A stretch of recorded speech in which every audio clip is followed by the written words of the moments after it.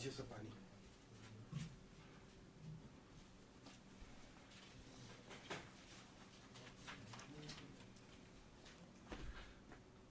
Good afternoon,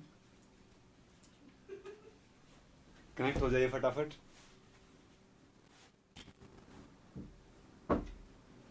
हाँ, जल्दी से कनेक्ट हो जाओ भाई।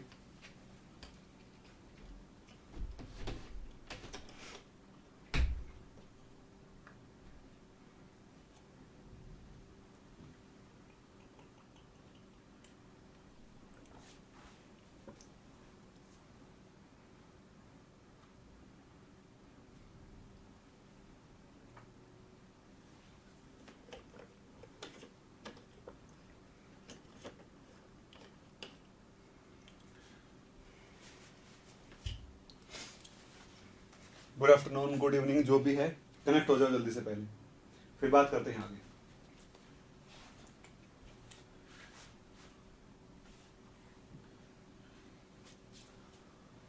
जल्दी कीजिए भाई।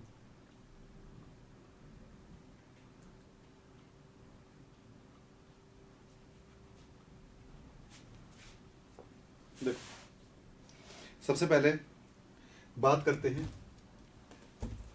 अभी तक हम लोगों ने पढ़ा क्या क्या है। अभी तक हम लोगों ने पढ़ा है यूनिट कन्वर्जन के बारे में, दूसरा पढ़ा मैक्सवेल स्क्वायर के बारे में, तीसरा हम लोगों ने पढ़ा किसके बारे में, तीसरा हम लोगों ने पढ़ा सिस्टम के बारे में, सराउंडिंग के बारे में, बाउंड्री के बारे में, अलग अलग तरीके के सिस्टम्स के बारे में। फिर हमने थर्मोडायनेमिक वेरिएबल पढ़े हैं, फिर हमने थर्मोडायनेमिक क्वांटिटी पढ़ी है, फिर हमने थर्मोडायनेमिक फंक्शंस भी पढ़े हैं। उसके बाद हम लोगों ने पढ़ा है वर्क और हीट, एक्सटेंसिव पढ़ लिया, इंटेंसिव भी पढ़ लिया है। आज हम बात करेंगे स्टेट फंक्शंस की और पाथ फंक्शंस की। उसके बाद हम लोग बात करेंगे किसके बारे में, साइक्लिक रूल के बारे में, फिर थर्मोडायनेमिक कोफिशिएंट्स के बारे में। ठीक है, हम बात करने वाले हैं किसके बारे में, थर्मोडायनेमिक कोफिशिएंट के बारे में, स्टेट फंक्शन पाथ फंक्शन के बारे में। दूसरा किसके बारे में है, thermodynamic coefficient, state function, path function, cyclic rule. Cyclic rule अगर टाइम रह जाता है तो हीट कैपेसिटी की भी आज हम लोग बात कर लेंगे। ठीक है, उसके बाद हम लोग मूव कर जाएंगे किसके ऊपर, फर्स्ट लॉ ऑफ थर्मोडायनेमिक्स के ऊपर। ठीक है भाई, आगे बढ़ते हैं। देखो, लास्ट क्लास में मैंने आपको एक क्वेश्चन दिया था, आपको याद हो तो मैंने क्वेश्चन आपको दिया था, उसमें बोला था कि 1 मोल आइडियल गैस है। मैंने आपको एक क्वेश्चन दिया था, उसमें लिखा हुआ था कि 1 मोल एक आइडियल गैस है, 1 मोल आइडियल गैस है, 1 मोल आइडियल गैस है। एक्सपैंड अगेंस्ट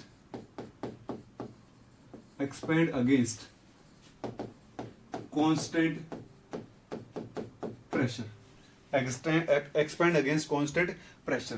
पहला क्या बोला, 10 ATM 10 लीटर से कहां गया है, डायरेक्ट गया है कितने पर, 2 ATM and 50 litre, 2 ATM and 50 litre. फिर कहता है ये तो है W, ये तो है W। फिर कहता है इसका पाथ चेंज कर देता हूं। पाथ चेंज कैसे करता है, पहला तो एक्सपेंड किया है 5 ATM के अगेंस्ट, दूसरा एक्सपेंड किया है किसके, किस वॉल्यूम तक, दूसरा लेकर गया किस ATM पर, 2 ATM के अगेंस्ट, दूसरा किसके अगेंस्ट, 2 ATM के अगेंस्ट।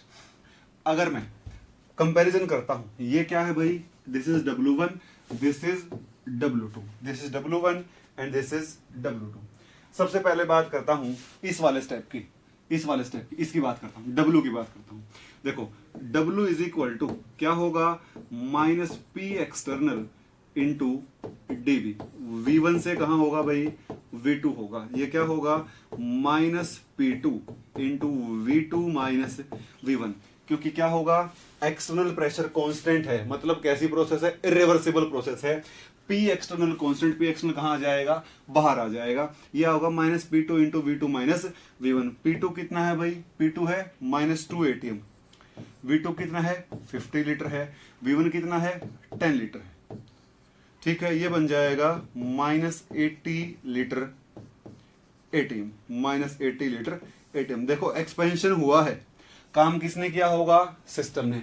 एक्सपेंशन हुआ है, काम किसने किया होगा भाई, सिस्टम ने किया होगा। और वर्क डन क्या आया है, नेगेटिव आ गया है। आपको खुद से साइन लगाने की जरूरत नहीं है, फॉर्मूले के अकॉर्डिंग अपने आप ही साइन आ जाएगा। इसके बाद यहां देखो भाई, फिर से यहां देखो, यहां अगर मैं बात करता हूं इस वाले स्टेप की, तो अगर मैं W1 के लिए पहले बात करता हूं किसकी, W1 की। W1 के लिए मुझे क्या चाहिएगा, देखो P1 कितना है, P1 है 10 ATM, V1 कितना है भाई, V1 है 10 लीटर, P2 कितना है 5 ATM, V2 कितना है वो मुझे निकालना पड़ेगा, क्योंकि मुझे क्या चाहिए होगा, -P2 into V2 minus V1। तो यहां पर क्या होगा, P1 V1 is equal to P2 V2। यहाँ पे क्या आ जाएगा, V2 is equal to P1 V1 10 into 10 by P2 by 5 100 by 5 is equal to 20 litre. V2 कितना है, 20 लीटर है। तो यहां से क्या बन जाएगा भाई, यहां से बन जाएगा आपके पास, this implies W is equal to -P2 V2 minus V1 is equal to P2 कितना है 5। ये कितना आ गया भाई, ये आ गया आपके पास 20 लीटर। प्रेशर है 5, वॉल्यूम है कितना 20, V2 minus V1 20 minus 10, this is -50 litre ATM, this is W1, this is W1। ये क्या था, W था। अब बात करता हूं किसकी, अब बात करता हूं W2 की। W2 के लिए कौन सा स्टेप है, यहां से लेकर यहां वाला, यहां से लेकर यहां वाला। P2 कितना है 2, V2 कितना है 50 और V1 कितना है 20। W2 is equal to -P2 V2 minus V1, -P2 कितना है भाई, P2 है 2, V2 कितना है 50, V1 कितना है 20, 50 माइनस 20 ये कितना होगा भाई, -60 लीटर ATM, -60 लीटर ATM। तो इस पूरे पाथ का वर्गडन क्या होगा, ये क्या होगा, W dash is equal to W1 plus W2 -50 plus -60 -110 litre ATM। This is the work done during the process. ये क्या है, W डैश। तो यहां से क्या पता चलता है, अगर आप स्टेप बाय स्टेप लेकर जाओगे, मतलब आप स्टेप बाय स्टेप एक्सपेंशन करवाओगे तो काम ज्यादा करना होगा। अगर सिंगल स्टेप में लेके जाओगे तो काम क्या होगा, कम होगा। सिंगल स्टेप में लेके जाओगे तो काम क्या होगा भाई, कम होगा। चेक कर लो भाई, किसी को डाउट है तो। क्वेश्चन होना था वो ऐसे।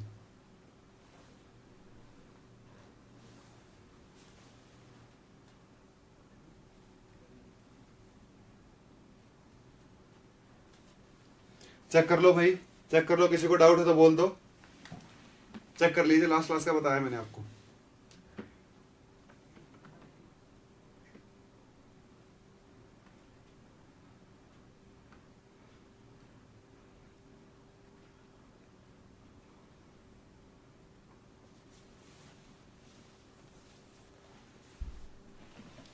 मोहित P1 V1 तो मैंने आइडियल गैस इक्वेशन लगाई है, आइडियल गैस है वो। P1 V1 is equal to P2 V2 ideal gas equation है। क्वेश्चन में बोला 1 mole of ideal gas, question में बोला हुआ है 1 मोल ऑफ आइडियल गैस। देख लो भाई, किसी को भी डाउट है तो पूछ लो।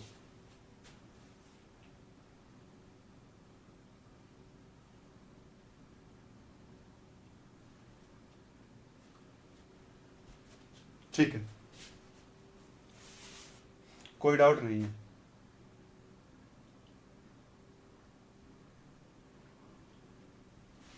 ठीक है भाई, आगे बढ़ते हैं नेक्स्ट टॉपिक के ऊपर। अब हम बात करते हैं किसके बारे में, state functions and path functions. State functions and path functions, अगला टॉपिक हमारे पास है state functions and path functions. State functions and path functions.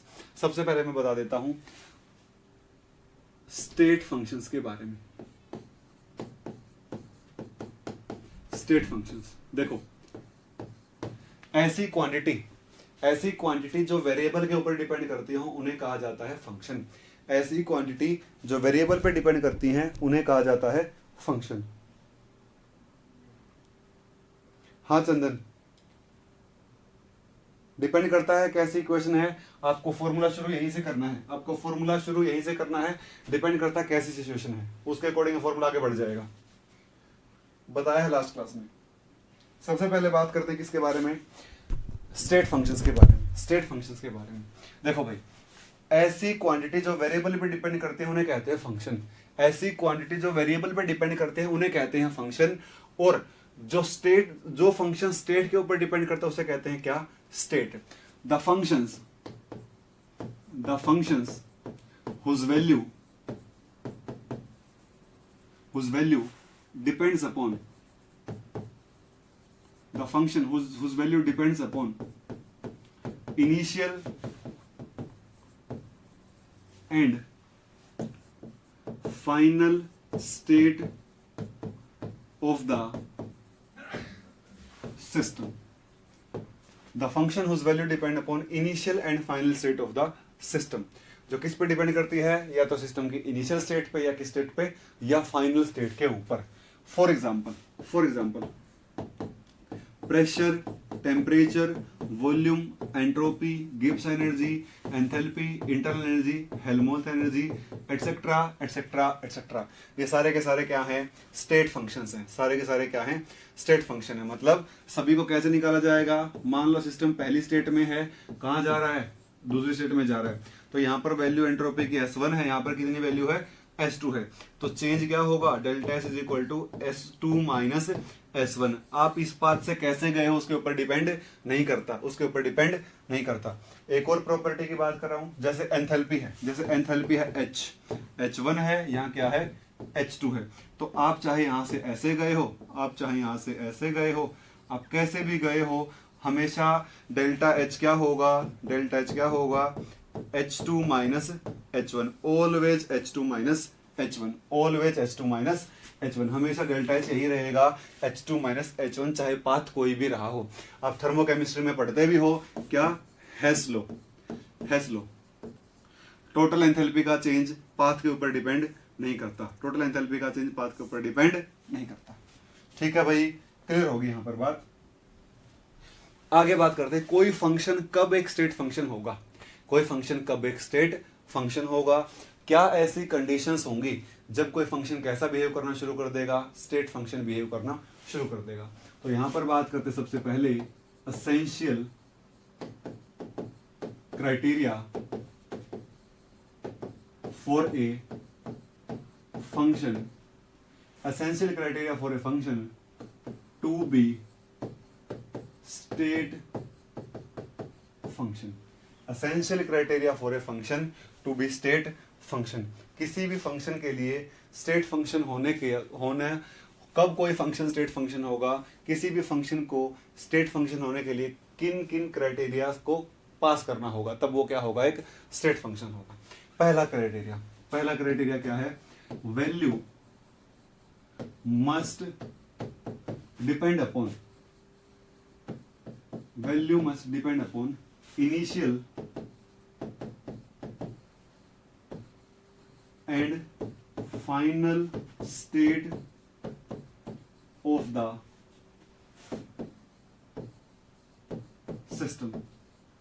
Value must depend upon initial and final state of the system. Value किस पे depend करनी चाहिए, initial पे और final state के ऊपर ही डिपेंड करनी चाहिए। दूसरा अगर मैं बात करूं जो फंक्शन स्टेट फंक्शन होगा उसमें क्या होना चाहिए, उसकी वैल्यू या तो इनिशियल पे या किसके ऊपर, फाइनल के ऊपर डिपेंड करनी चाहिए। दूसरा है cyclic integral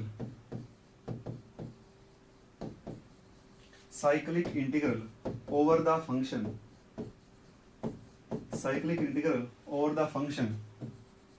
must be zero. Cyclic integral over the function must be zero. जो फंक्शन के ऊपर आप साइक्लिक इंटीग्रल बनाओगे वो क्या होगा, पक्का जीरो। जैसे z स्टेट फंक्शन है, अगर z एक स्टेट फंक्शन है तो आप अगर dz का इंटीग्रेशन करते हो पूरे पाथ के अलावा, तो ये हमेशा क्या रहना चाहिए,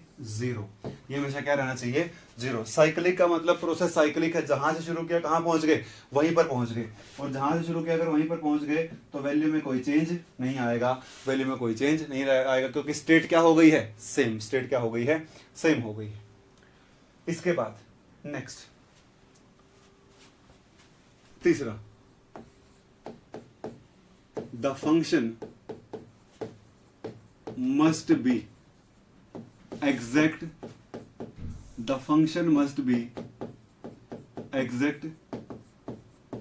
differential. The function must be exact differential. Function कैसा होना चाहिए? फंक्शन एग्जैक्ट डिफरेंशियल होना चाहिए। जैसे एग्जैक्ट डिफरेंशियल क्या होता है? देखो भाई मैं बताता हूं क्या होता है। If z is function of x and y, अगर z फंक्शन है किसका? x का और y का। अगर z फंक्शन है किसका? x का और y का, देन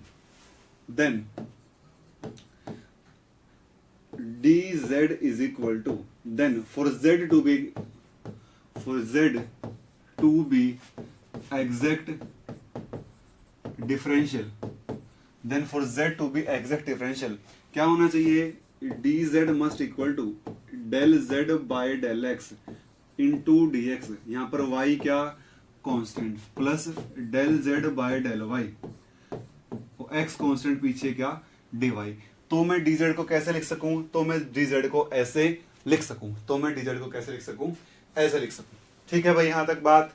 अगर z फंक्शन है x का और y का, अगर z u v w का फंक्शन होता तो यहाँ पर del z by del u du, del z by del v dv, del z by del w into dw, ऐसा मैं लिख सकता था, क्योंकि z क्या है? एक स्टेट फंक्शन है। स्टेट फंक्शन होगा तो मैं उसको ऐसे लिख सकता हूं। इंपॉर्टेंट प्रॉपर्टी है, आगे भी मैं इसको यूज करूंगा। किसी भी स्टेट फंक्शन को ऐसे लिखा जा सकता है। ठीक है, number 4, it must follow. Important है ये भी, 3 और 4 इंपॉर्टेंट है। It must follow Euler's theorem. It must follow Euler's theorem. इसको क्या करना चाहिए? यूलर्स थ्योरम को फॉलो भी करना चाहिए। इसको यूलर्स थ्योरम को भी क्या करना है? फॉलो करना है।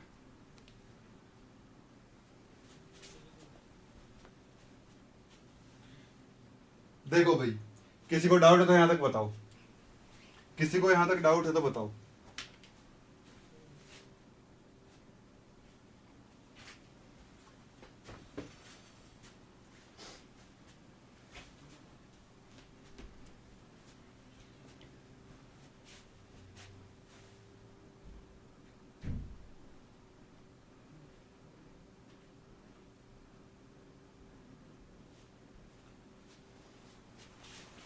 मैं पेज पीछे कर देता हूं।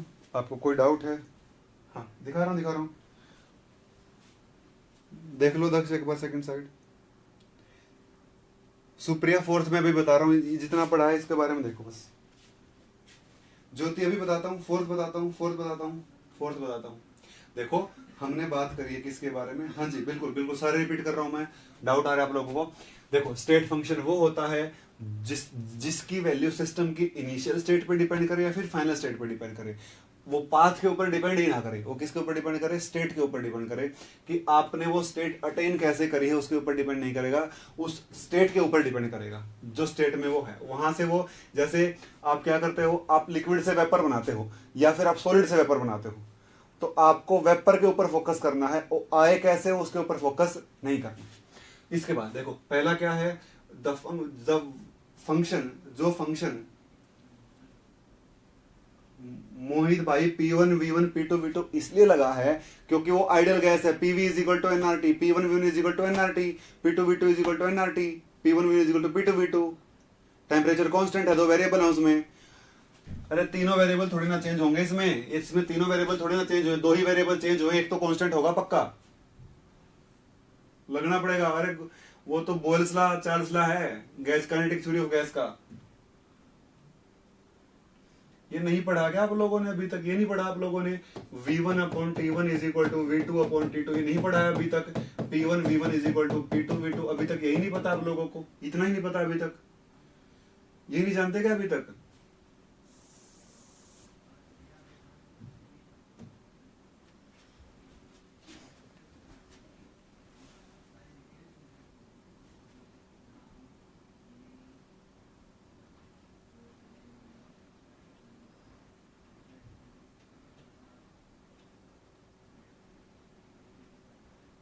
मोहित पीछे वाली क्लास देखना फिर क्वेश्चन पूछना भाई। पहले पीछे वाली क्लास देख लो, स्टूपिड क्वेश्चन मत पूछो, ठीक है? पीछे वाली क्लास देखो। हाँ जी, मैं बता रहा था इसके बारे में। पहला, कोई फंक्शन तभी स्टेट फंक्शन होगा जब उसकी वैल्यू डिपेंड करती होगी इनिशियल और फाइनल स्टेट के ऊपर। दूसरा, साइक्लिक इंटीग्रल अगर प्रोसेस साइक्लिक है तो वो जो फंक्शन जो है, जो स्टेट फंक्शन है, अगर प्रोसेस साइक्लिक है तो वो फंक्शन जो स्टेट फंक्शन है उसका इंटीग्रेशन या फिर उसमें चेंज क्या होगा, जीरो, क्योंकि साइक्लिक है, जहां से शुरू किया कहां पहुंच गया फिर से वहीं पे, चेंज तो कुछ हुआ ही नहीं, तो इंटीग्रेशन क्या होगा, ओवरऑल जीरो होगा। इनका कोई फायदा नहीं, इनको बोलता पता ही नहीं, क्या करेंगे इसमें, कुछ नहीं कर सकते इसमें हम लोग। नेक्स्ट है भाई तीसरा, the function must be exact differential. Exact differential होगा अगर कोई फंक्शन एग्जैक्ट डिफरेंशियल है जो दो वेरिएबल पे डिपेंड करता है, 3 पे करता होगा तो भी कुछ ना कुछ लिख देते, तो उसको मैं ऐसे लिख सकता हूं, उसको मैं ऐसे लिख सकता हूं। ठीक है, इतना ही होता है। अब बात करते हैं यूलर थ्योरम की। यूलर थ्योरम पे फोकस करना भाई, यूलर थ्योरम के ऊपर फोकस करना। देखो, if z is function of x and y, then z एक स्टेट फंक्शन भी है, then dz is equal to del z by del x, ऊपर लिख देता हूं मैं इसको, then del z by del x constant y dx plus del z by del y constant x into dy। ठीक है, वो क्या कहता है, मैं लिख देता हूं, देखो dz इज इक्वल टू यहां पर dx प्लस पीछे क्या dy। ठीक है, यहां मैं लिखता हूं m, यहां मैं लिखता हूं n, m into d x plus n into d y. देखो m किसको बोल रहा हूं, m बोल रहा हूं इसको del Z by del x constant y को, n किसको बोल रहा है, n बोल रहा हो del Z by del y constant क्या x, del Z by del y constant क्या होगा x होगा। ठीक है भाई, इतना उसने बोला है। अब वो आगे बोलता है, यूलर थ्योरम क्या कहती है, if z is state function then, अगर z एक स्टेट फंक्शन है तो क्या होना चाहिए, देखो m का डिफरेंशिएशन y के रिस्पेक्ट में, m के साथ वाला तो कांस्टेंट y के रिस्पेक्ट में डिफरेंशिएशन, मतलब del m by del y, साथ में कौन है m के, x, ये बराबर होना चाहिए n का डिफरेंशिएशन x के रिस्पेक्ट में, y क्या constant, del n by del y at constant, del n by del x आएगा भाई एट कांस्टेंट y।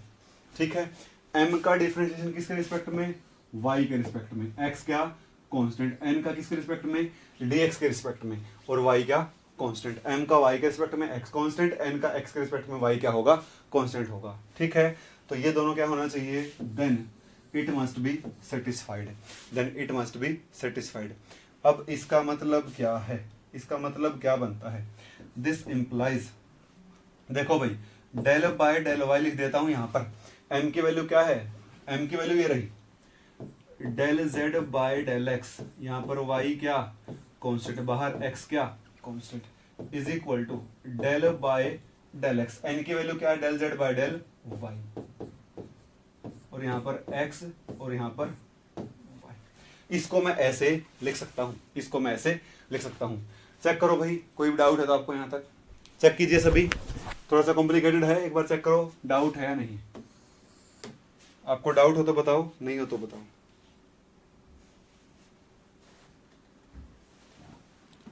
सुप्रिया वो पाथ फंक्शन है भाई, बताऊंगा अभी, पाथ फंक्शन है वर्क डन, इसलिए पाथ पे डिपेंडेंट है।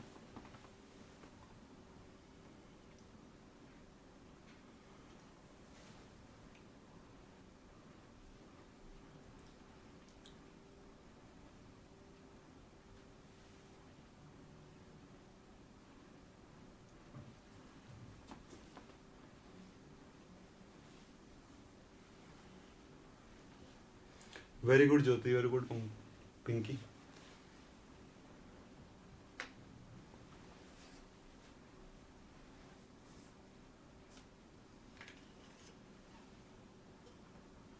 मनोज एग्जैक्ट डिफरेंशियल मतलब मैं उसको ऐसे लिख सकता हूं, बस इतना ही समझो। एग्जैक्ट डिफरेंशियल का मतलब है कि मैं किसी भी फंक्शन को इस तरीके से लिख सकता हूं, बस, आपके लिए इतना ही काम का है।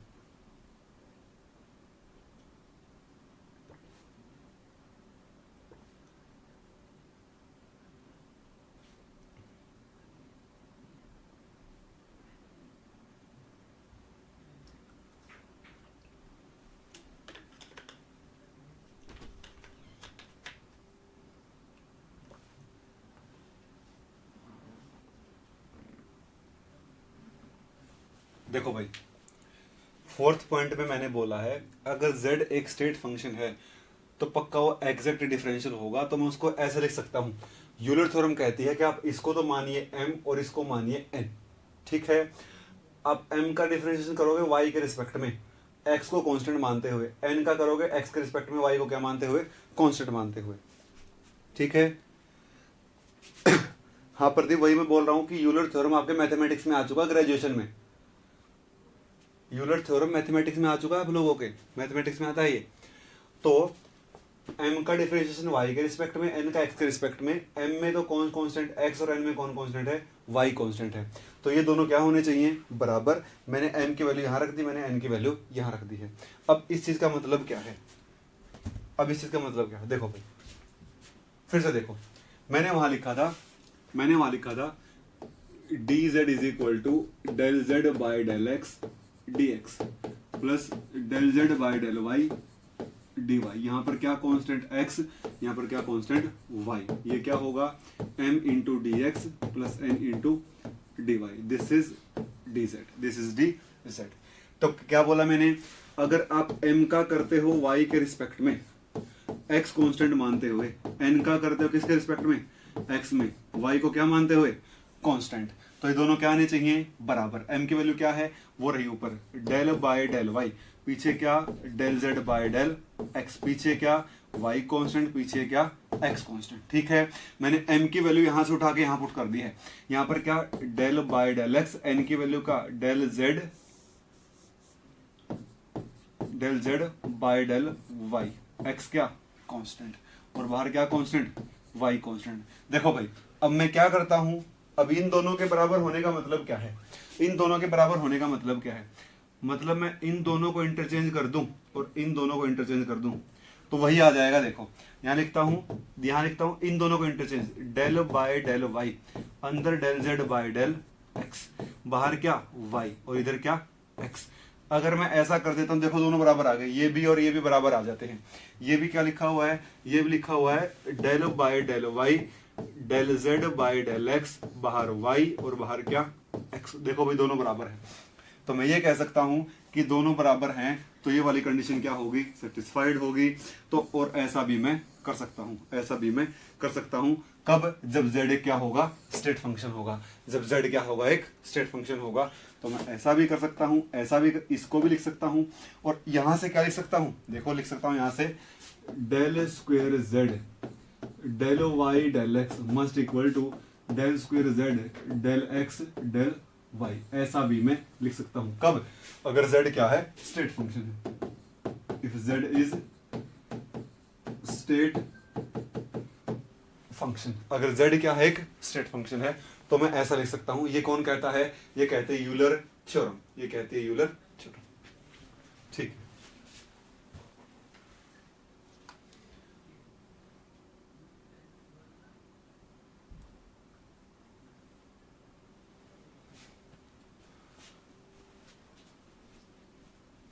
अब अपनी कॉपी में लिखोगे, अपनी कॉपी में लिखोगे question, prove that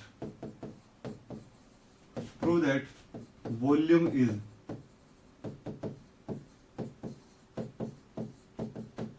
state function, prove that volume is state function.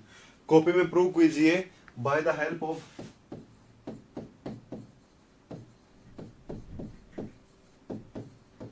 Euler's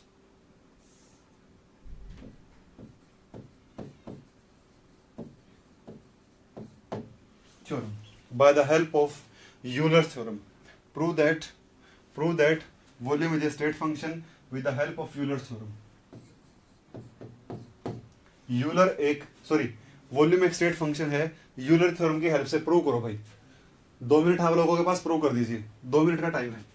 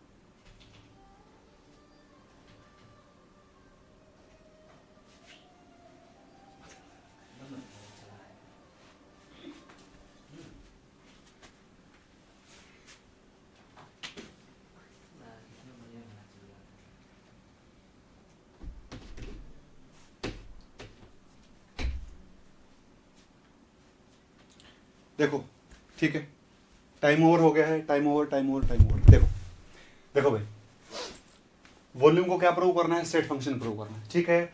आपको पता है कि वॉल्यूम फंक्शन है किसका, टेम्परेचर का और प्रेशर का।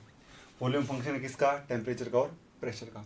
अगर वॉल्यूम स्टेट फंक्शन हुआ तो मैं लिख सकता हूं dv is equal to del V by del T, pressure constant into dt plus plus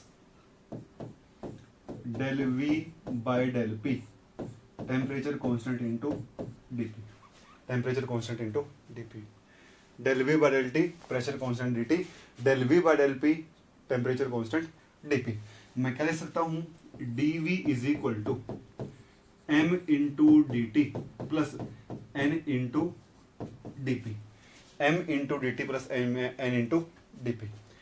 तो क्या करना होगा, m का तो dp के रिस्पेक्ट में, m का तो क्या लिख सकता हूं, dp के रिस्पेक्ट में। देखो this implies for volume to state function,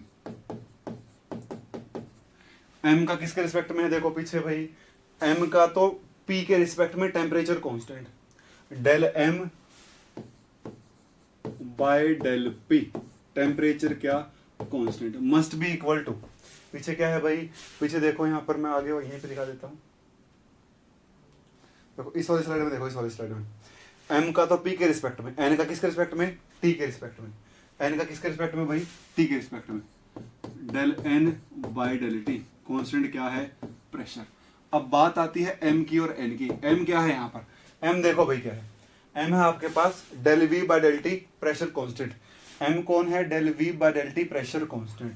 m is equal to del v by del T pressure क्या कांस्टेंट। n क्या आपके पास, del v by del p, temperature क्या होगा, कांस्टेंट। ठीक है, अब E की वैल्यू निकालते हैं। मैं लेके चलता हूं ideal gas, PV is equal to RT लेकर चलता हूं भाई। यहां से del V by del T क्या बनेगा अभी प्रेशर के ऊपर, V by T, R by P बन जाएगा, R बाई P बन जाएगा। यहां से क्या बनेगा अभी N की value, del V by del P, temperature constant. V की वैल्यू क्या होगी यहां से, RT by P, del by del P of RT by P, constant temperature. RT कहां बाहर, अंदर क्या बचेगा, 1 बाई पी, 1 बाई पी का क्या होगा, minus 1 by P square, RT by P square. ये तो कौन है भाई, M है, ये कौन है, N है। देखो मैंने M की वैल्यू निकाल ली और N की वैल्यू निकाल ली। अब मुझे M का किसके रिस्पेक्ट में करना है भाई, प्रेशर के रिस्पेक्ट में। M का किसके रिस्पेक्ट में करना है, प्रेशर के रिस्पेक्ट में।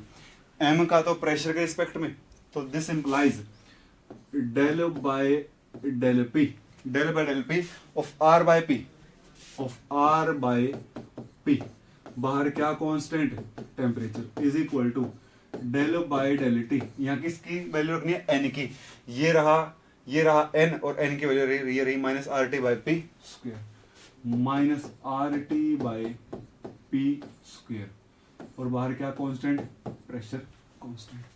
देखो भाई ये क्या बनेगा, minus R by P square, this will be equal to minus R by P square. ऐसा होगा, ऐसा होगा, minus R by P square, minus R by P square. ऐसा मैं यहां से लिख सकता हूं, ऐसा मैं यहां से लिख सकता हूं। ठीक है भाई, तो यहां पर क्या हो गया, ये क्या हो गया, ये हो गया this implies del M by del P, temperature constant must equal to del N by del T, pressure क्या कांस्टेंट। ऐसा होना ही चाहिए, ऐसा होना ही चाहिए। ठीक है, क्लियर हो गई वही बात। यहां पर इस तरीके से प्रूव कर सकते हो कि वॉल्यूम क्या है, एक स्टेट फंक्शन है। Volume is a state function, volume is a state function. आप इस तरीके से प्रूव कर सकते हो।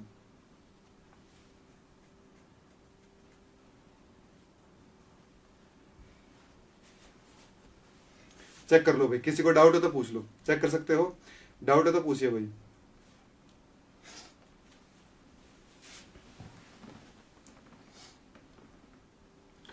कोमल रिफ्रेश कर लो एक बार, इधर से तो कोई दिक्कत नहीं नेट की, रिफ्रेश कर लो एक बार।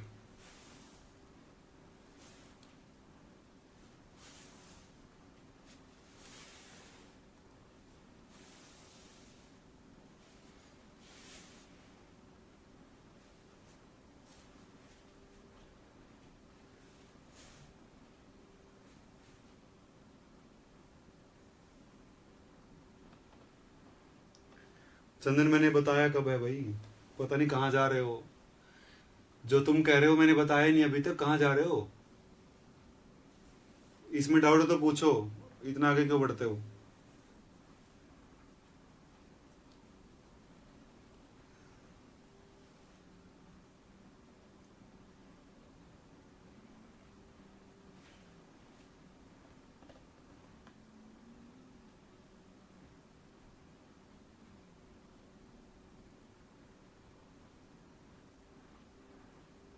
ठीक है, एक और क्वेश्चन लिखो, इसमें एक और क्वेश्चन लिखो, आपको प्रूव करना है। क्वेश्चन आगे वाले पेज पे लिख देता हूँ।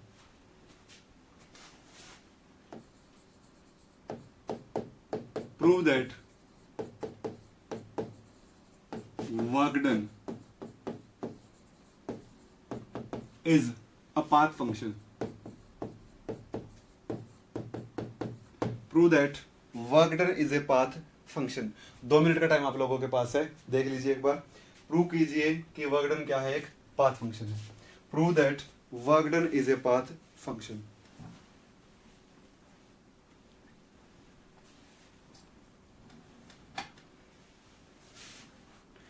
प्रूव करो भाई, ट्राई करो। वर्क डन क्या होता है, मैं चलो मैं नहीं बताऊंगा, मैं सोल्व कर दूंगा बाद में। प्रूव कर दीजिए कि वर्क डन एक पाथ फंक्शन है।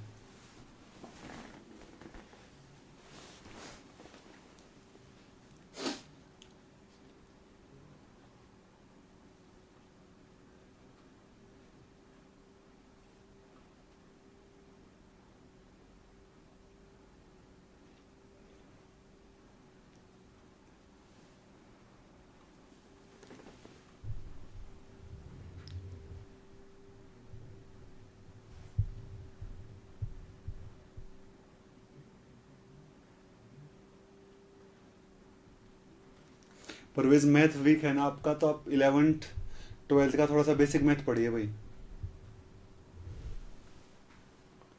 अर्पित आपको उतारना नहीं है ये, सुनो मेरी बात, अगर आपका छूट गया आपको उतारना नहीं है ये। सभी मेरी बात सुनो ध्यान से, आपको ये लोग ये कुछ भी उतारना नहीं है, आपको मिलेगा एज इट इज, डाउनलोड कर लेना आप इसको बाद में। उतारना कुछ नहीं है आपको इसमें से। मनोज मैथमेटिक्स पढ़ लो भाई, मैथमेटिक्स पढ़ लो।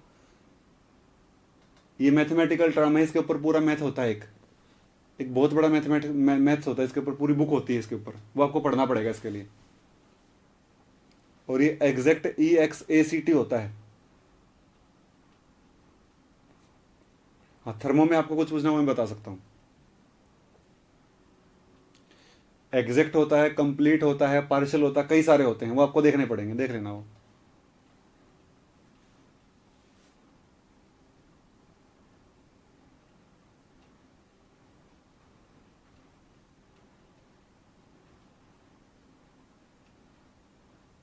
ठीक है भाई, देखो वर्क डन की बात करते हैं हम लोग। अब बात करते हैं वर्क डन की। देखो सॉल्यूशन,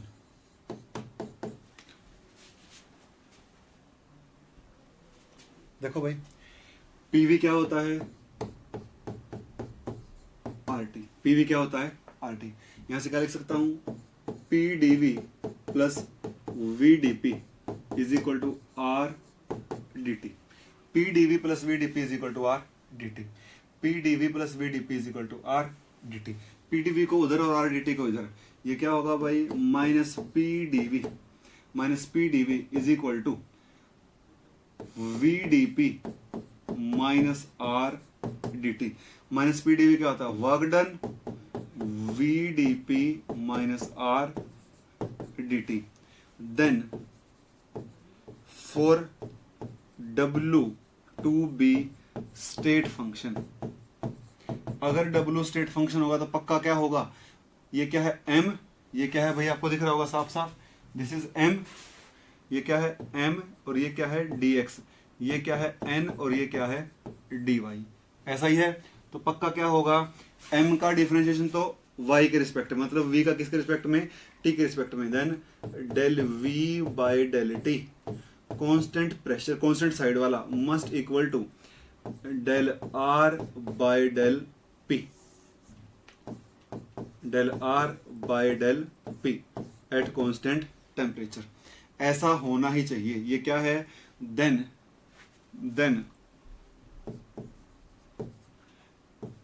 इट इज मस्ट,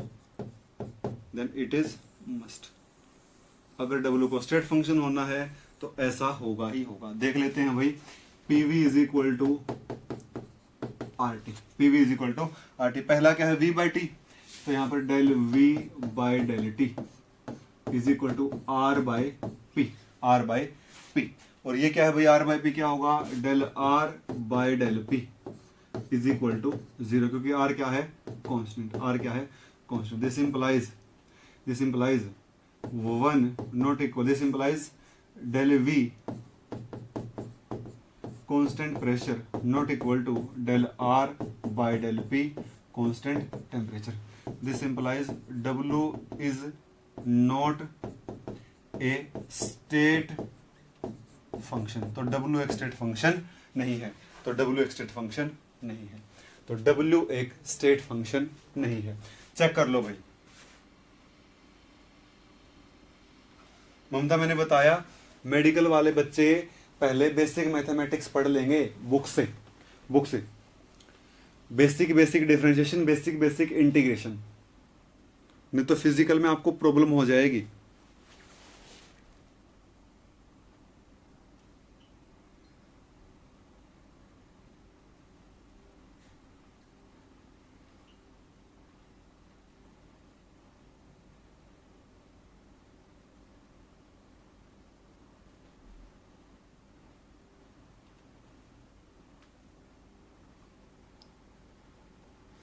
धीरज, कब है एग्जाम? अभी थोड़ी ना एग्जाम आपका, जब प्रैक्टिस होगी तो अपने आप टाइम से हो जाएगा।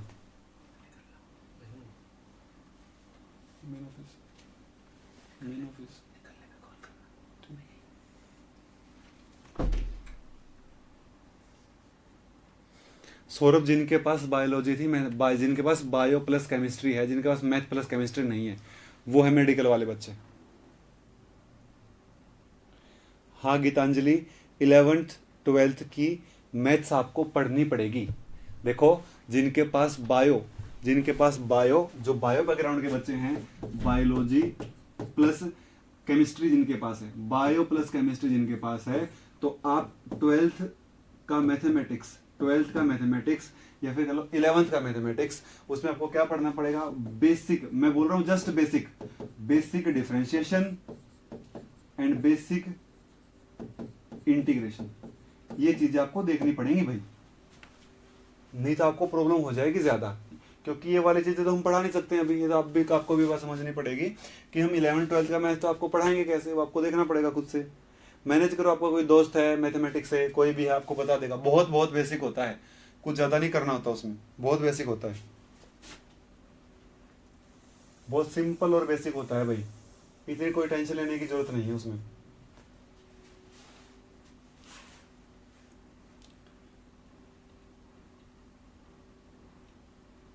Pinky, simple state function, path function पूछा जाता है और कुछ नहीं आता यहाँ से। Simple state function and path function पूछा जाता है और कुछ नहीं आता। देखो भाई, अब दूसरा बात करता हूं पाथ फंक्शन की।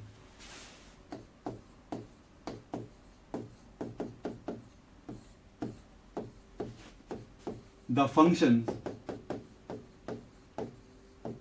whose value depends upon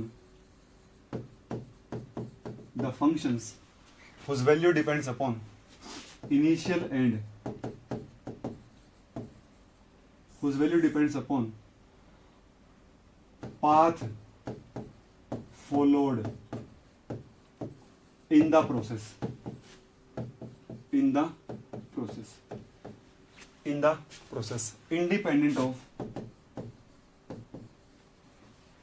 independent of initial and final state of the system.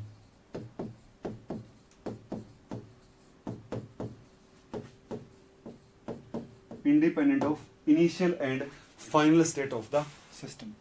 Independent of initial and final state of the system. Independent of initial and final state of the system.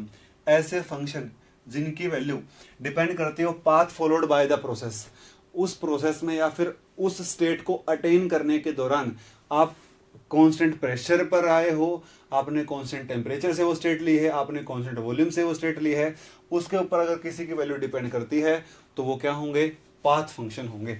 For example के तौर पे मैं बात करूं तो यहां पर मैं कह सकता हूं वर्क डन, हीट, नेक्स्ट कौन, हीट कैपेसिटी, ये क्या है, सारे के सारे पाथ फंक्शन। देखो वर्क डन कैसे पाथ फंक्शन है, अगर मैं प्रेशर और वॉल्यूम का ग्राफ बनाता हूं, ये पहली स्टेट है और ये दूसरी स्टेट है, मैं इस स्टेट पर जाता हूं ऐसे, पहला पाथ, इस स्टेट पर मैं जाता हूं ऐसे, दूसरा पाथ, ठीक है, इस स्टेट पर मैं जाता हूं ऐसे, तीसरा पाथ, इस स्टेट पर जाता हूं ऐसे, नंबर 4। अब वर्क डन क्या होता है, एरिया अंडर द कर्व, हर एक कर्व के नीचे एरिया क्या है, अलग अलग है, तो वर्क डन भी क्या है, अलग अलग है। तो वर्क डन क्या है भाई, पाथ डिपेंडेंट है, वर्क डन क्या है भाई, पाथ डिपेंडेंट है, हर एक के नीचे का एरिया अलग अलग होगा, एरिया अलग अलग होगा तो वर्क डन क्या हो जाएगा, पाथ डिपेंडेंट प्रॉपर्टी बन जाएगा, पाथ डिपेंडेंट प्रॉपर्टी बन जाएगा, then work done will be path dependent.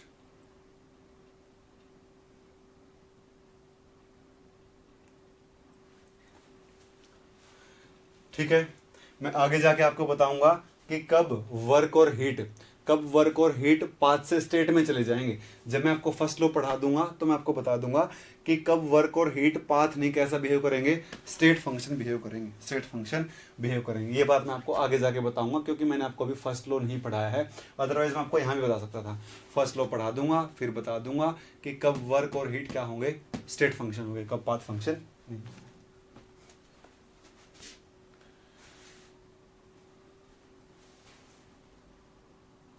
Manoj, मैं आपकी बात नहीं कर रहा भाई, मैंने बोला बायोलॉजिकल बैकग्राउंड जिनके पास केवल बायो थी, बायो प्लस मैथ नहीं था, उनकी बात कर रहा हूं। मेरे जिनको मैंने बोला है वही सुना करो ना बात, पता नहीं क्या बोलते रहते हो तुम लोग। अरे मैंने बोला है कि जिसको डिफरेंशिएशन इंटीग्रेशन का मतलब ही नहीं पता, उसके लिए मैंने वो बात बोली है भाई।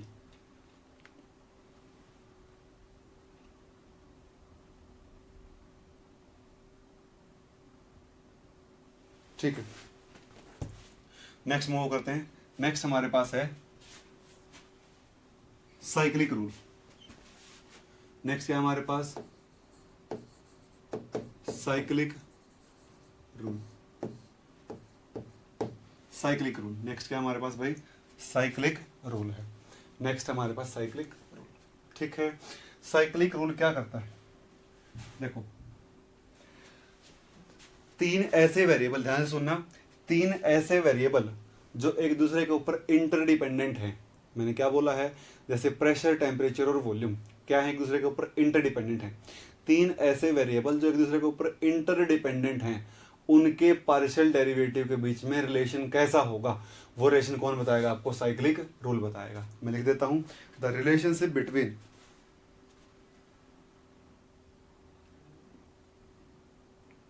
देखो the interrelationship between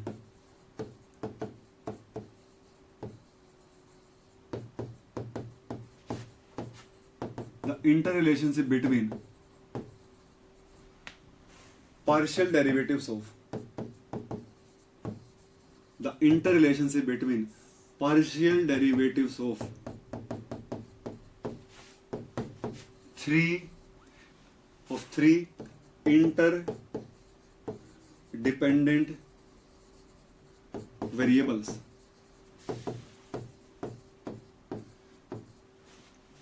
can be given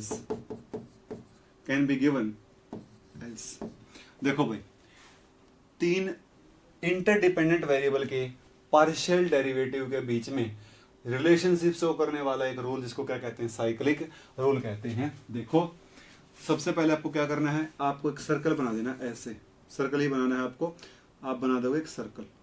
ठीक है, मैं फिर से बना देता हूं इसको, सर्कल है। ठीक है, यहाँ पर क्या होगा, मान लो प्रेशर है, वॉल्यूम है और यहाँ पर क्या है, टेम्परेचर है। प्रेशर से वॉल्यूम, वॉल्यूम से टेम्परेचर, टेम्परेचर से प्रेशर। ठीक है, ऐसे चल रहा है। तो यहाँ पर क्या है, प्रेशर डिपेंड करता है टेम्परेचर वॉल्यूम पे, वॉल्यूम इन दोनों पे, टेम्परेचर इन दोनों पे, तीनों के तीनों वेरिएबल क्या है, इंटरडिपेंडेंट है। तो मुझे क्या लिखना है, मैं यहाँ से लिख सकता हूँ, देखो मैं शुरू करता हूँ पी से, पी से शुरू करता हूँ भाई, आप वी से भी कर सकते हो, टी से भी कर सकते हो, एक ही बात है।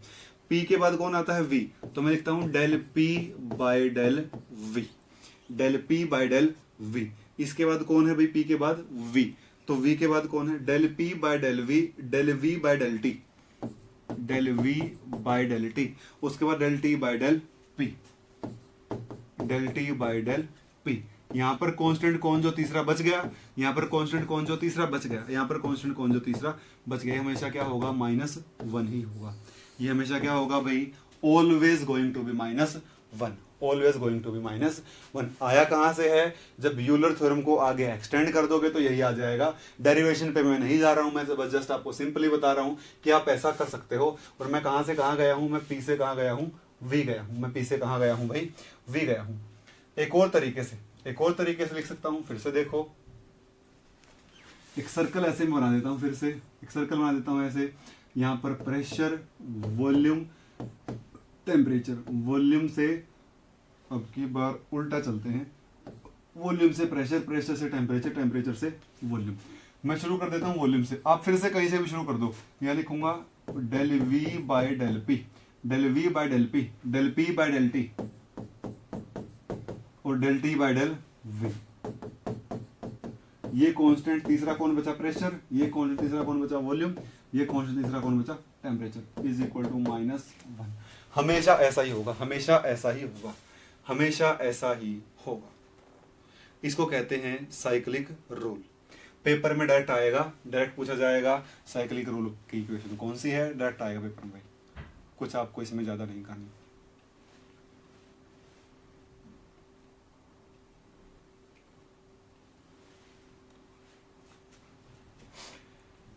पेपर में डायरेक्ट आएगा। कोई भी डाउट है, किसी को लिखना नहीं आया तो पूछ लो भाई।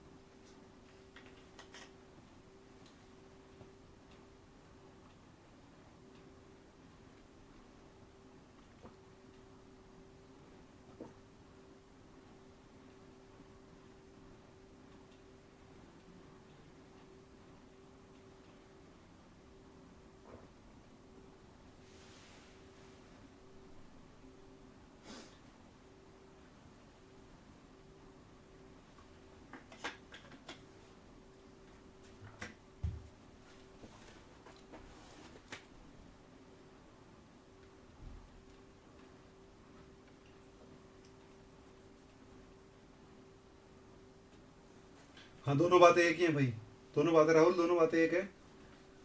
मल्टीप्लाई में है सारे के सारे, मल्टीप्लाई में है सारे के सारे। देखो भाई, क्वेश्चन लिखिए, हाँ परवेज करवा दी जाएगी, पीडीएफ अपलोड करवा दी जाएगी क्लास के बाद। क्वेश्चन लिखिए, prove the cyclic rule for ideal gas PV is equal to RT। Cyclic rule को प्रूव कर दो, किसके लिए, आइडियल गैस के लिए। Prove the cyclic rule for ideal gas, prove the cyclic rule for ideal gas. कैसे prove करोगे, देखो बोर्ड पे साइक्लिक रूल है क्या, देखो यहां से शुरू करना है, यहीं पे खत्म कर देना है, ठीक है, ठीक है। प्रेशर है, वॉल्यूम है, टेम्परेचर है, यहाँ पे और यहाँ पे। क्या लिखूंगा, डेल पी, यहाँ लिखता हूँ, क्या लिखूंगा, del P by del V, del V by del T by del P is equal to -1। यहाँ पर वॉल्यूम कांस्टेंट है, यहाँ पर प्रेशर कांस्टेंट और यहाँ पर टेम्परेचर कांस्टेंट, ठीक है। तो यहाँ से क्या लिखता हूँ, देखो पीवी किसके बराबर है भाई, RT के बराबर है। पहला क्या चाहिए मुझे, P बाय V, तो del P by del V, del P by del V, P की वैल्यू क्या है, RT बाय V, तो del by del V of RT by V, और टेम्परेचर क्या, कांस्टेंट, टेम्परेचर कांस्टेंट, ठीक है। तो ये क्या आ जाएगा -RT/V का स्क्वायर, उसके बाद V/T, del V by del T, constant pressure, constant pressure, V/T constant pressure. क्या होगा भाई V/T, देखो V/T क्या बनेगा, V/T यहां से बनेगा, del V by del T बनेगा, V/T बनेगा R/P, R/P। लास्ट कौन रह गया है, लास्ट देखो लास्ट कौन रह गया है, T/P, del T by del P, constant volume. यहां से क्या आ जाएगा भाई, T/P V/R। सभी की वैल्यू कहां पुट कर दूंगा, यहां पर पुट कर दूंगा मैं ऊपर। देखो क्या बनेगा, फिर देखते हैं -1 आएगा कि नहीं। देखो भाई P/V क्या है, P/V क्या है, P/V ये रहा -RT/V² इंटू ये क्या R/P और वो क्या है V/R, V/R। देखो R से R कैंसिल, वॉल्यूम से volume cancel, this is equal to -RT/PV, और PV क्या है भाई, फिर से RT, -RT/RT, this is equal to -1, this is equal to -1। इसको क्या कहते हैं भाई, cyclic rule, cyclic rule. Clear होगी बात, किसी को डाउट हो तो पूछ लो भाई, किसी को भी डाउट हो तो पूछ लो।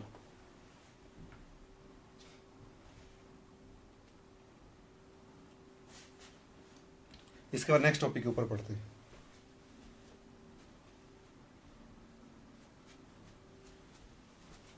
किसी को डाउट हो तो पूछ लो भाई।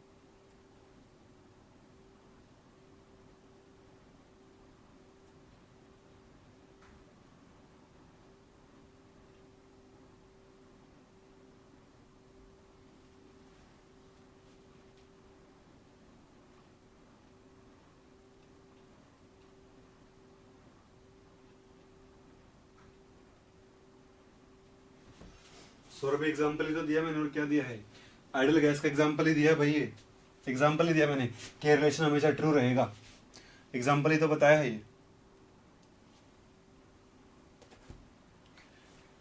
एग्जाम्पल वंडरवॉल गैस के लिए भी कर सकते हैं इसको, वंडरवॉल गैस के लिए इसकी वैल्यू निकालो, इसकी वैल्यू निकालो, इसकी निकालो, हमेशा क्या बनेगी, वो भी -1 ही बनेगी, निकाल लेना आप लोग।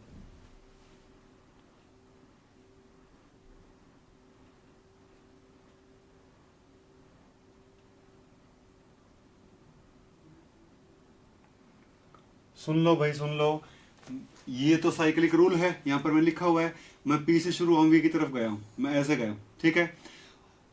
तो मैंने आइडल गैस की इक्वेशन लिखी, मैंने P/V निकाला, फिर मैंने V/T निकाला हुआ है, फिर मैंने क्या निकाला हुआ है, T/P निकाला हुआ है। वैल्यू देखो, ये तो कौन है 1, ये कौन है 2, ये कौन है 3, ये कौन है 4।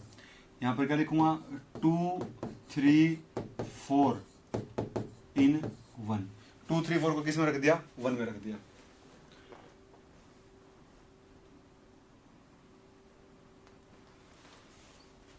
ये वैल्यू उठा के जस्ट मैंने यहां रख दी है, तो किसके बराबर आ गया, -1 के बराबर आ गया है।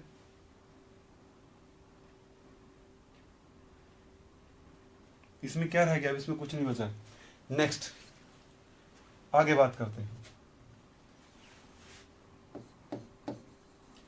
Thermodynamic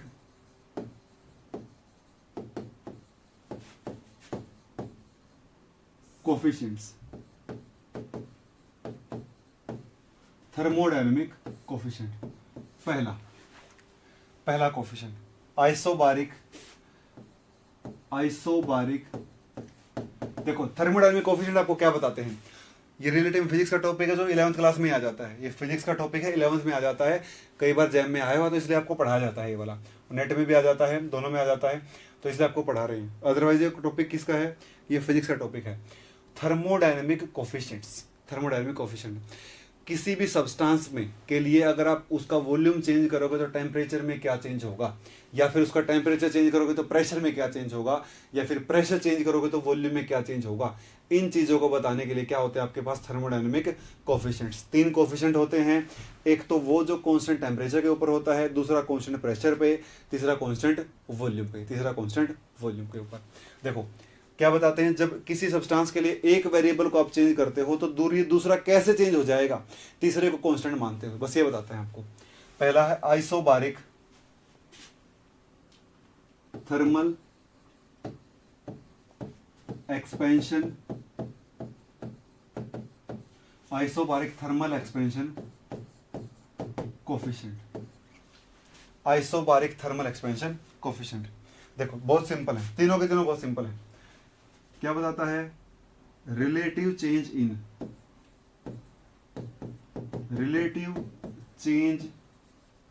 volume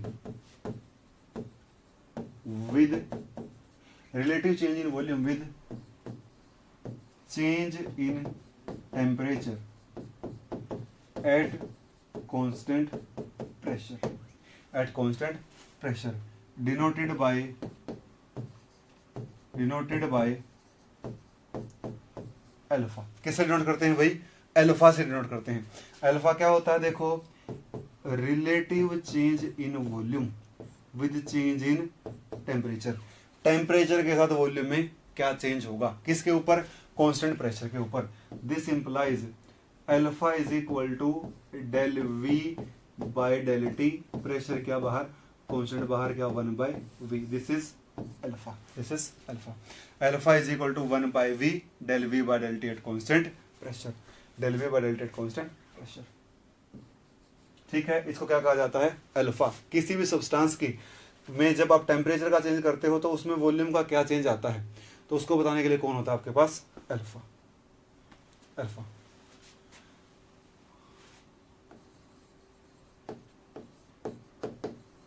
find alpha for ideal gas, find alpha for ideal gas. Ideal gas के लिए अल्फा बताइए, find alpha for ideal gas. Ideal gas के लिए अल्फा की वैल्यू निकालो भाई, find alpha for ideal gas.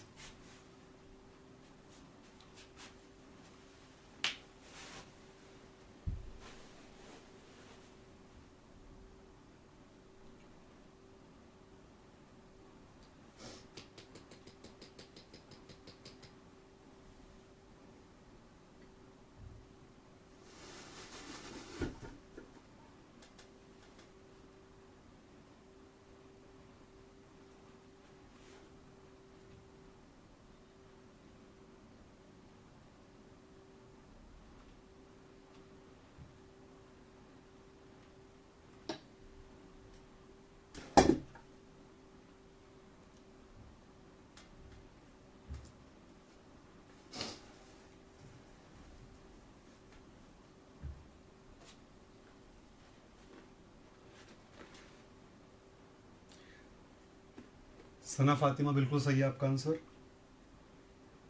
Supriya थोड़ा सा और शॉर्ट करो उसको, पीवी की वैल्यू रखो उसमें, सुप्रिया पीवी की वैल्यू रख दो उसमें, पीवी की वैल्यू रख दो उसमें।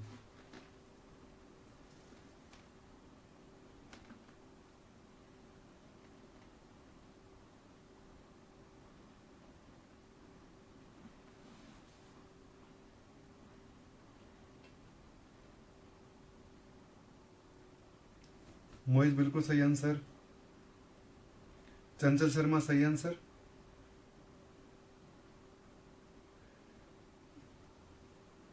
शाश्वत तेजपाल गलत है आंसर, मोहित सही आंसर, पिंकी बिल्कुल सही आंसर, तान्या, अदिति, सुप्रिया बिल्कुल बिल्कुल बिल्कुल सही आंसर, शुभ जवाड़ आपका आंसर गलत है, तान्या पटनायक बिल्कुल सही आंसर आपका। मनोज पीवी की वैल्यू रख दो वहां पे, मनोज पीवी की वैल्यू रख दो यहाँ पे। देखो भाई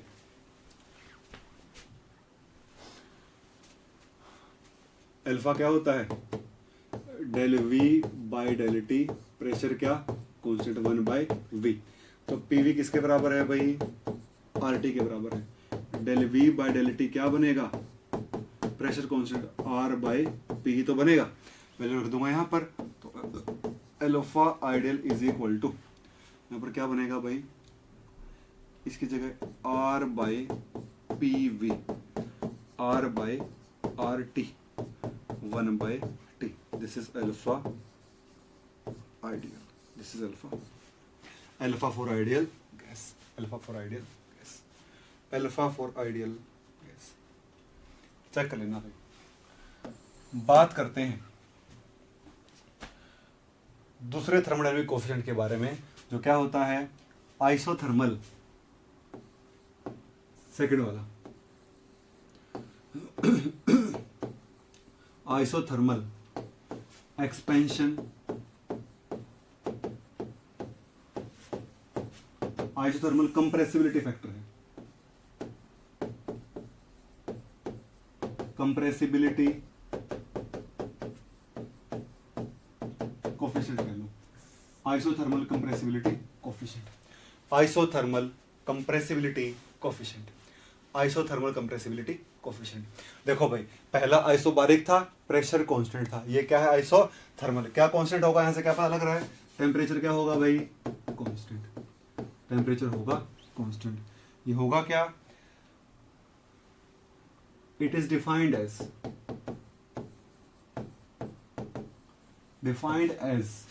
relative change in, it is defined as relative change in volume with change in pressure at constant temperature. इसको क्या कहते हैं, relative change in volume with change in pressure at constant temperature. और क्या होगा, डिनोटेड बाय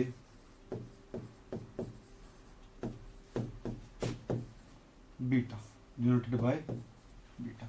डिनोट किससे करते हैं भाई, डिनोट करते हैं बीटा से, डिनोट करते हैं किससे, बीटा से।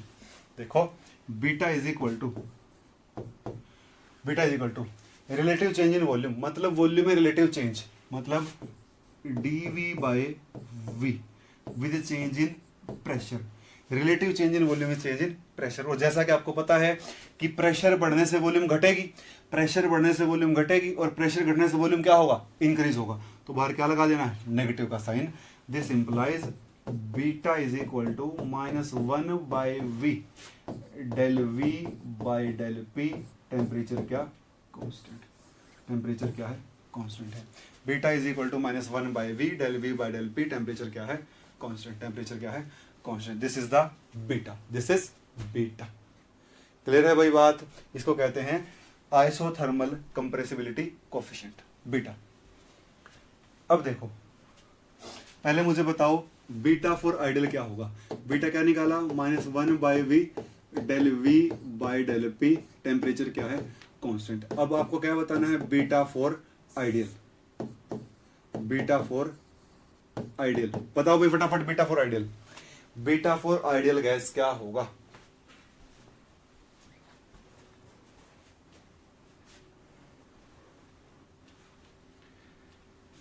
जल्दी से बताइए, बीटा फॉर आइडियल गैस क्या होगा।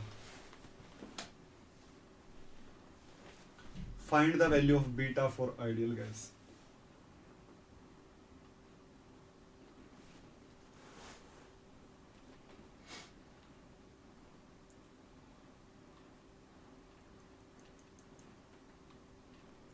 सना फातिमा बिल्कुल सही आंसर, पिंकी बिल्कुल आंसर सही है आपका भी।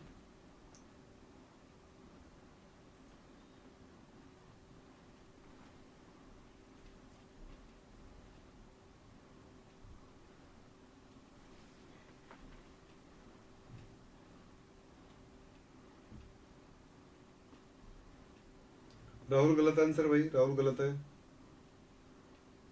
चंचल शर्मा सही है आंसर।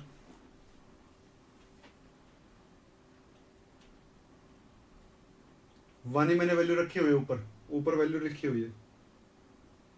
प्रदीप गलत आंसर, साइन नहीं आएगा इसमें, नेगेटिव साइन नहीं आएगा। सुप्रिया गलत हो गया आंसर, क्वेश्चन आपका गलत हो गया सुप्रिया, चेक करो फिर से।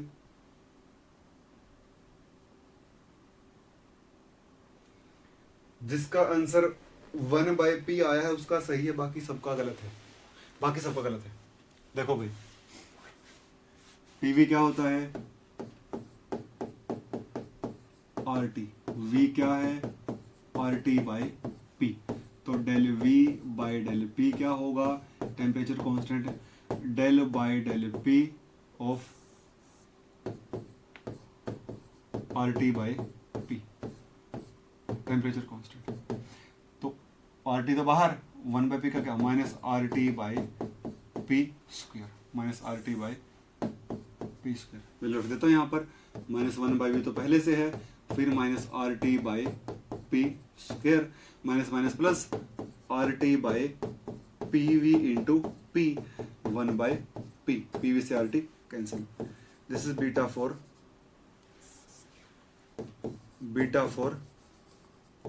Ideal, this is beta for ideal, beta for ideal, beta for ideal. देखो भाई एक और बताता हूं, देखो आपने एक टर्म सुनी होगी, जिसने फिजिक्स पढ़ा है उसने सुना होगा modulus of elasticity. Modulus of elasticity कैसे नोट करते हैं, ऐसे, ई से। ये क्या होता है, E is equal to stress by strain, stress by strain. देखो क्या है ये, स्ट्रेस क्या होगा, कितना प्रेशर चेंज किया है वो, स्ट्रेन क्या है, कितना वॉल्यूम में चेंज आया है। और वॉल्यूम में क्या चेंज होगा, वॉल्यूम में कैसा चेंज होता है भाई, प्रेशर बढ़ने से वॉल्यूम क्या होती है, कम होती है, तो इसको क्या कहते हैं, स्ट्रेस बाय स्ट्रेन। ये क्या होता है, 1/बीटा। इलास्टिसिटी इज इक्वल टू 1/बीटा, modulus of elasticity. Hooke's law में आता है stress divide by strain, stress divide by strain.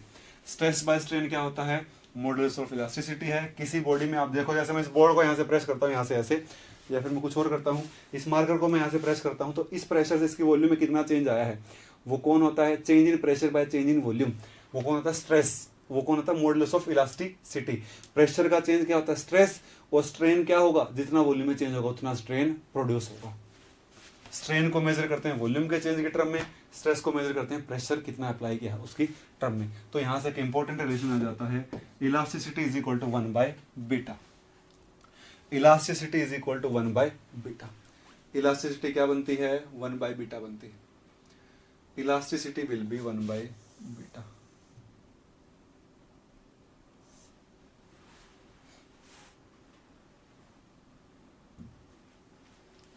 Next, last है भाई, लास्ट है, थर्ड। पहला कांस्टेंट प्रेशर, दूसरा कांस्टेंट टेम्परेचर, अब क्या आएगा, कांस्टेंट वॉल्यूम। इसको क्या बोलेंगे, isochoric. Isochoric temperature based, isochoric temperature based pressure change coefficient. Isochoric temperature based pressure change coefficient. Isochoric temperature based pressure change coefficient. Isochoric temperature based pressure change coefficient. मतलब ये क्या, इसको क्या बोलते हैं, इसको बोलते हैं रिलेटिव चेंज इन। ये क्या होता है, it is defined as relative change in pressure with change in temperature at constant volume। इसको डिनोट करते हैं, डिनोटेड बाय गामा। आपकी बुकलेट में इनके ऊपर क्वेश्चन है, साइक्लिक रूल और थर्मोडायनामिक कोफिशिएंट के ऊपर क्वेश्चन है, कर लेना भाई, आप लोगों को कर लेना। गामा क्या होगा भाई, gamma relative change in pressure with change in temperature. क्या लिख सकता हूं, gamma is equal to 1/p del p by del t। Constant क्या होगा, volume. This is gamma. Isochoric temperature based pressure change coefficient, isochoric temperature based pressure change coefficient.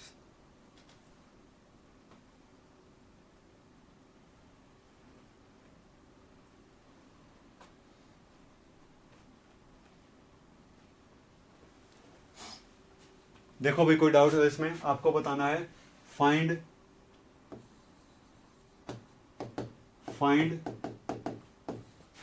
Gamma ideal, find gamma for ideal, find gamma for ideal, find gamma for ideal. One he last topic है, one ही last topic है ये वाला। बता दो, class और कर दूंगा मैं। आप गामा की वैल्यू बता दो आइडियल के लिए।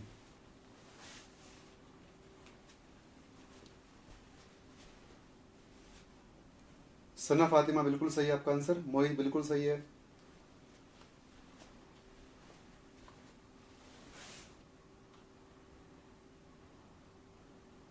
पिंकी बिल्कुल सही आंसर आपका।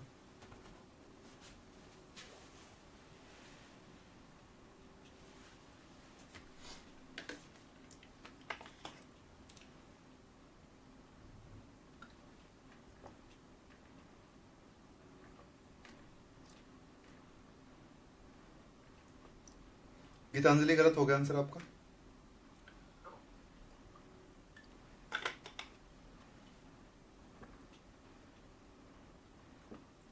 प्रलंबिका,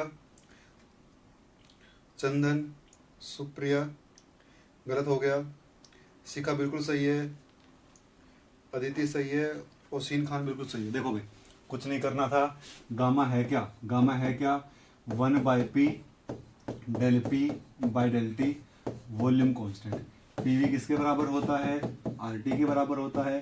del P by del T क्या बन जाएगा यहाँ से? वॉल्यूम कांस्टेंट के ऊपर P by T volume constant पे क्या बन जाएगा? R by we. वैल्यू रख दूंगा यहाँ पर। Gamma ideal is equal to R by P V. ये क्या है? R by R T, 1/t। Gamma ideal is equal to 1/टेम्परेचर, 1/टेम्परेचर।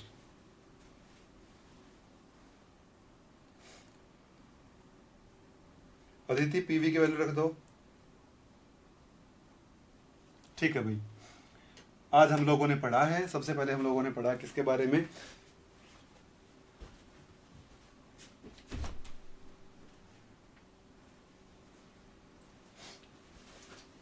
मुस्कान सही आंसर। आज हम लोगों ने पढ़ा था, आते एक क्वेश्चन किया था वागडन के ऊपर। उसके बाद हमने पढ़ा था क्या? उसके बाद स्टेट फंक्शन, पाथ फंक्शन पढ़ा था। स्टेट फंक्शन वो जो इनिशियल और फाइनल स्टेट के ऊपर डिपेंड करते हैं। और साइक्लिक रूल, साइक्लिक इंटीग्रल क्या होना चाहिए? 0 होना चाहिए। और एग्जैक्ट डिफरेंशियल भी होने चाहिए। और नंबर 4 क्या बताया था? यूलर थ्योरम को भी फॉलो करना चाहिए। उसके बाद मैंने प्रूव किया था वॉल्यूम एक स्टेट फंक्शन है, वागडन एक पाथ फंक्शन है। उसके बाद हमने बात करी थी किसके बारे में? पाथ फंक्शन के बारे में। पाथ फंक्शन क्या होते हैं? जो पाथ डिपेंडेंट होते हैं, स्टेट के ऊपर डिपेंड नहीं करते हैं। वर्क डन, हीट और हीट कैपेसिटी क्या थे? पाथ फंक्शंस थे। और आगे हमने बात करी थी साइक्लिक रूल के बारे में।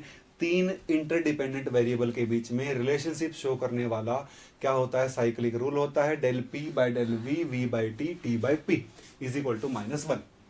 फिर बात करी थर्मोडायनामिक कोफिशिएंट की। पहला था isobaric thermal expansion coefficient, alpha for ideal आया था 1/t। दूसरा था आइसोथर्मल कंप्रेसिबिलिटी कोफिशिएंट, बीटा की वैल्यू 1/p आइडियल के लिए।